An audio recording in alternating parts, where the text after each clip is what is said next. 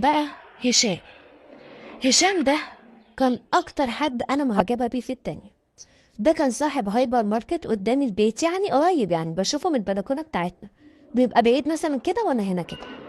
كنت دايما بيلفت انتباهي اسلوبه وطريقته وكلامه. شاب زي القمر، جسم رياضي، بس انا ما كنتش بحبه، لكن هو كان بيلفت انتباهي. وبجد كان دايما بيبص عليا طول ما انا واقفه في البلكونه. انا كنت مقرره ان انا اشتغل، وفعلا بدات ان انا ادور على شغل.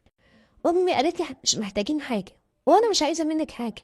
كفايه قوي ان احنا الاتنين نقعد مع بعض كده. قلت لها لا، انا ما درستش كل ده علشان اقعد في البيت، انا محتاجه ان انا اشتغل. وما لقيتش شغل. اقدم هنا واقدم هنا وعماله اعمل كورسات وانا قاعده في البيت. اخد كورس انجليزي، اخد كورس كمبيوتر، علشان بجد كان عندي فراغ. وبقيت طول ما انا في البيت بطبخ، بعمل الاكل، اروح الشقه واقعد على الكمبيوتر او اقف في البلكونه. وطبعا كل ده وقدامي هشام. ماما ما كانتش بتبعتني اجيب حاجه، كانت بتكلم هشام بالتليفون، وهو كان بيجيب الحاجه لحد البيت. لا، كان بيطلعها لنا فوق كمان. كان دايما كده يبص لي من تحت لتحت. لحد بعد 5 سنين بالظبط من موت بابا، لقيت ماما متغيره، مش هويتها. بتلبس، بتتمكيج، تحط برفان وهي خارجه. امي ما كانتش بتعمل كده. كانت مهتمية بنفسها لكن في البيت. كانت مهتمية بنفسها بس مش للدرجة دي. فطبعا أنا كنت حاسة إن في حاجة، بس برضه متوقعتش. لحد ما لقيتها في مرة بتقولي أنا عايزاكي في حاجة مهمة جدا جدا يا هبة. قلت لها ماشي يا ماما، اتفضلي.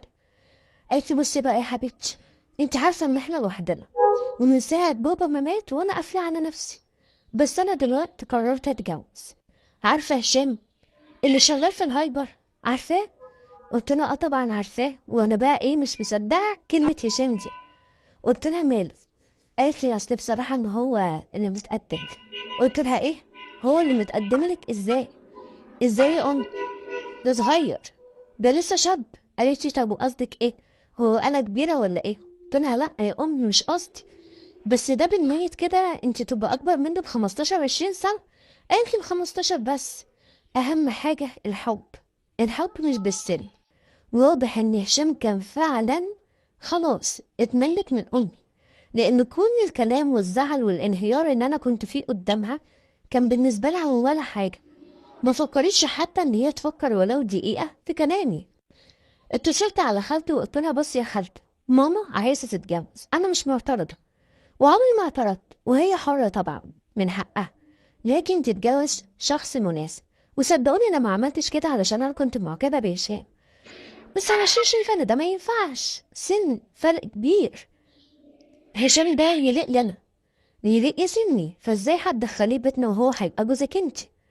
وخالتي فعلا جات وقعدت مع ماما، وماما اتعاركت معاها وقالت لها محدش ليه دعوه، ده قراري وانا حره فيه.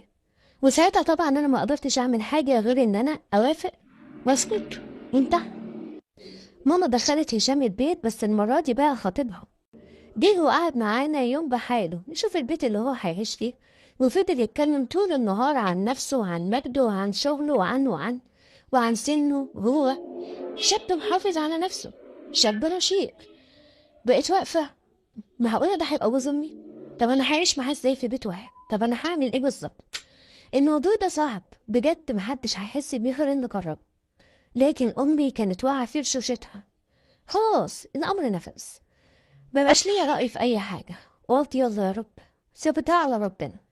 وفعلا أمي اتجوزته، وطبعا أنا رحت قعدت عند خالتي أسبوعين كاملين، علشان مش هينفع طبعا لأن دول عرسان جداد.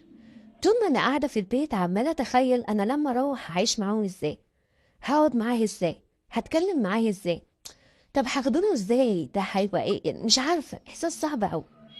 المهم بعد أسبوعين رحت، وكنت حاسة إن كأن أمي بين نورين، بين نار إن أنا وحشاها، وبين نار إن هي عروسة عايزة تقعد وتتدلع وتنبسط.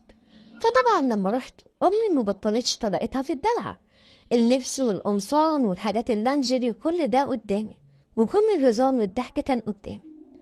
وساعتها هشام وعدني قدام ماما إن هو حتى لو في سن بينا قريب، لكن هو هيعتبرني بنته. وطبعا أنا ما كنتش مصدقة الكلام ده بيني وبينك 4 سنين، بنتك ازاي؟ طبعا ماما كانت فرحانة وقالت الله، هيبقى سند وظهر لبنتي، وهتلاقي حد تبقى مسنودة عليه، لأن أنا ما عنديش اخوات صبيان ولا حتى بنات ولا لينا حد خالص يعني راجل يكون معانا.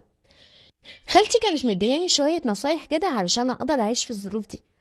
قالت لي بصي يا حبيبتي، خلي بالك لا تقعدي مع الشام لوحدكم، ولا تبقي منفردة انت وهو ومامتك نايمة أو أي حاجة من دي. خلي بالك لما تيجي تنامي تقفلي اوضتك. عطتني شوية نصايح.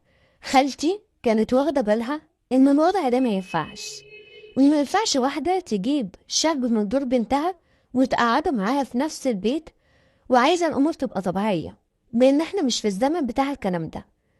المهم سمعت كلام فعلا خالتي، وابتديت إن أنا أعمل زي ما هي كانت بتقولي بالظبط. بس هشام بجد كان غريب. قدام ماما بيبوس ايديها ويهزر معاها ويفضل طول ما هو قاعد يدلع فيها، لكن بيني وبينه كان لازم بيقعد يبص لنا نظرات غريبة.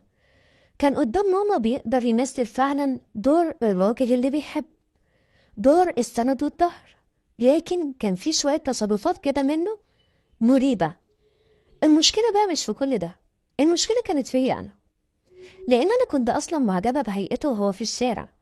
فلما بقى معايا وقدامي بطريقته، كلامه، اسلوبه، ابتديت بجد ان انا اتشد له.